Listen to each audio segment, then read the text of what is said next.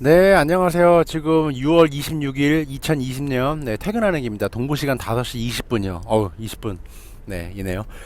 오늘 뭐 코비드 때문에 하락했나요? 뭐 자세히 보지는 않았는데 뭐 코비드 뭐 2차 한다고 그거 뭐 6월 뭐 총각 5월 말부터 뭐 이렇게 얘기 나왔잖아요. 근데 뭐 사실 이게 좀 이렇게 들여다보면은 2차라고 볼 수는 없어요. 그냥 뭐 1차가 늦게 왔다. 이렇게 보는 게 좀 편하겠죠? 자, 코비드 환자가 지금 확진자가 상승 중이에요. 근데 이렇게 볼 수 있어요. 뭐 정확히 이거다라고 뭐 이유를 알 수는 없죠. 근데 이게 왜 상승 중이냐? 뭐 저는 두 가지로 생각을 합니다. 미국이 처음에는 정신 못 차리고 멍 때리고 있다가 두드려 맞았어요. 코비드한테. 근데 지금은 테스팅 숫자가 증가 중이에요. 이제 전체적으로 미국이 테스팅도 늘리고 있고, 그리고 이제 그 프라가 그래도 뭐 괜찮잖아요. 미국 뭐 후지다 하지만 그래도 저력이 있는 나라니까. 그래서 테스팅이 증가한다. 첫 번째로 볼 수 있을 것 같고요. 두 번째, 통계가 이제 레깅 되는 거죠. 약간 딜레이. 미국이 제가 선진국으로 보지 않는 이유 중에 하나가 뭐 선진국이긴 하죠. 뭐 산업혁명도 여기서 뭐 이렇게 대량 매니팩처링을 했으니까. 강대국이라 보는 이유가 이런 기본적인 뭐 통계 시스템이라든가 뭐 주정부에서 사용하는 시스템들이 아마 거의 뭐 우리 옛날 뭐 그 어렸을 때나 완전 뭐 구닥다리 박물관에서 볼 수 있는 도스 비스무리한 시스템을 쓰지 않을까 싶어요. 아니 뭐 제가 일하는 곳도 되게 깜짝 놀랐어요. 그 뭐 구매부에서 쓰는 그 프로그램 보고 그 숫자 입력해가지고 하는 거 쓰고 있는 거예요. 어? 막 그게 진짜 이건 어디서 보던 가요? 교과서에서 보던 건가? 막 이런 시스템 쓰고 있어요. 어쨌든 뭐 주정부 같은 경우는 아마 진짜 도스에 가까운 시스템을 쓸 거예요. 그리고 그거 보면 알잖아요. 이번에 코비드 통계 자료 보려면 어디 봐요?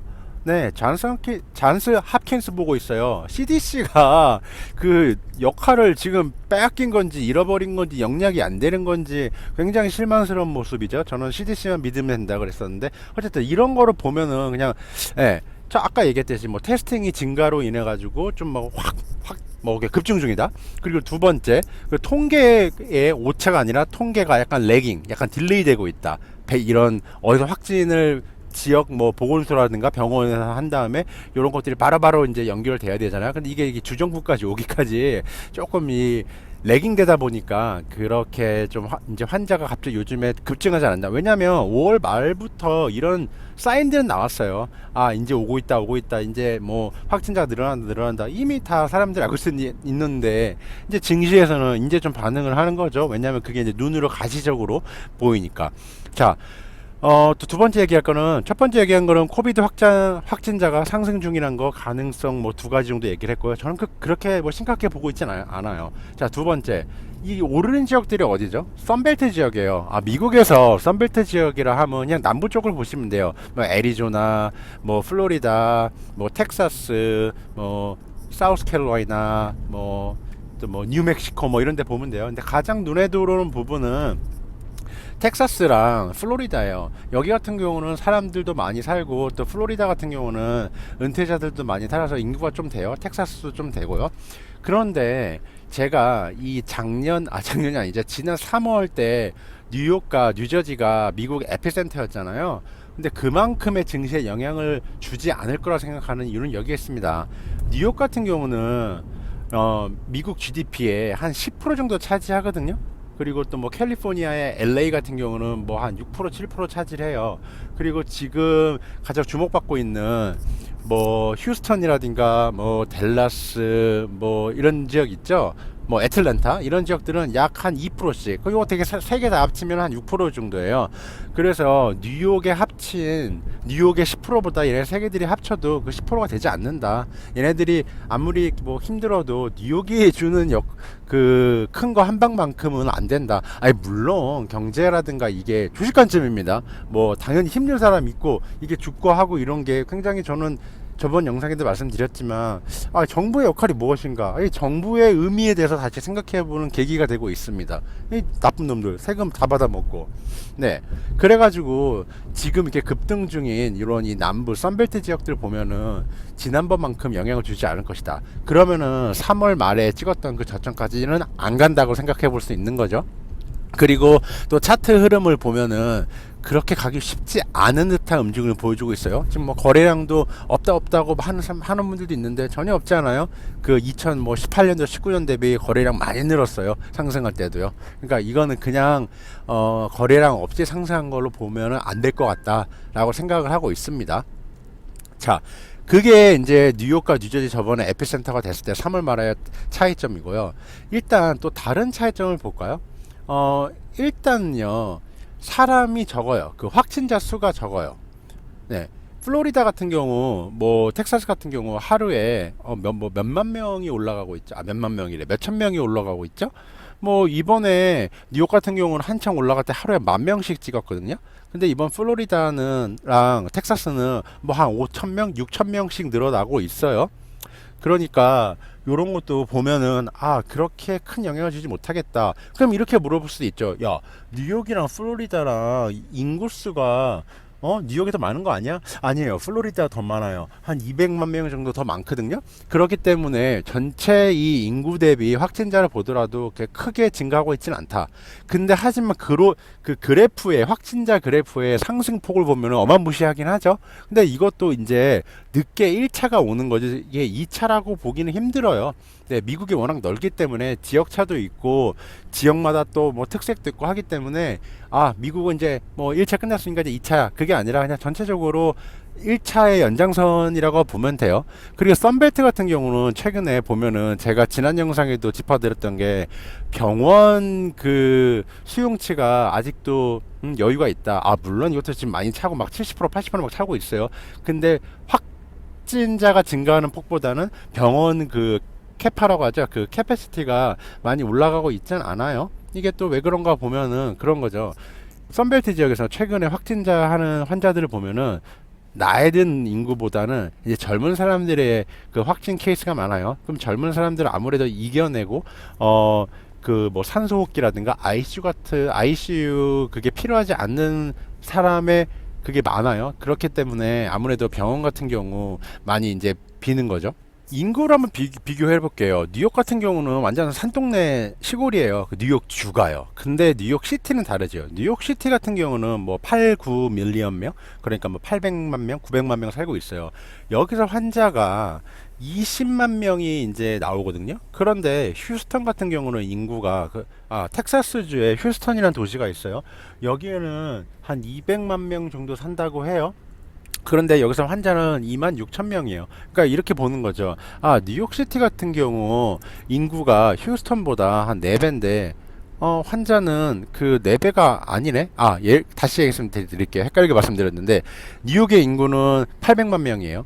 근데 휴스턴 인구는 200만 명이에요. 그런데 그 환자 수는 휴스턴 같은 경우는 26,000이에요.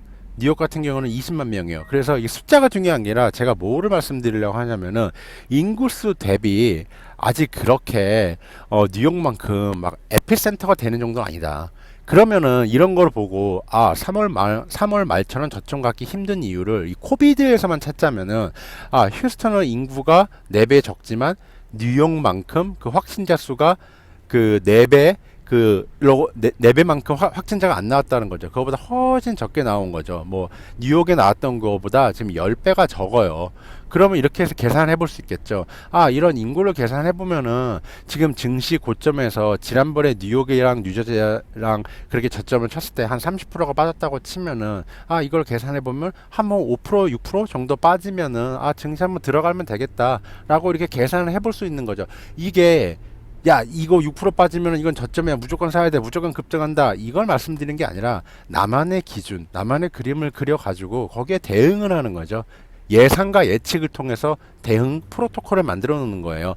뭐 휴스턴이라든가 뭐 텍사스라든가 이런 거 환자 수를 좀 고려해 보니 지난번에 뉴욕 그 확진자 수를 계산해 보니 뉴욕이랑 그때 한창 해졌을 때는 30% 빠졌으니까 어느 정도 피해를 볼 수 있을까라고 하면은 한 5% 6% 증시가 빠지면 이때 정도 들어가면 되겠다라고 볼 수 있는 거죠. 그리고 차트적으로 봤을 때도 지난번처럼 크게 하락하기도 힘들다.